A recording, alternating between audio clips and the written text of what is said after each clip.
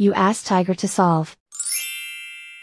This deals with linear equations with one unknown. The final result is x equals 10 over 3. Let's solve it step by step. Simplify the expression. Simplify the arithmetic.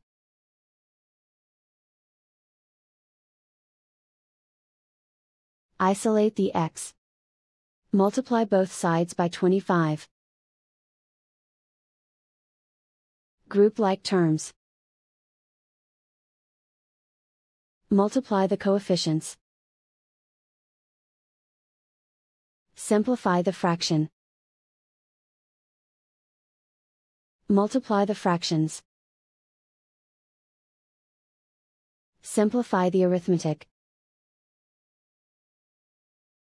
And so the final result is x equals 10 over 3.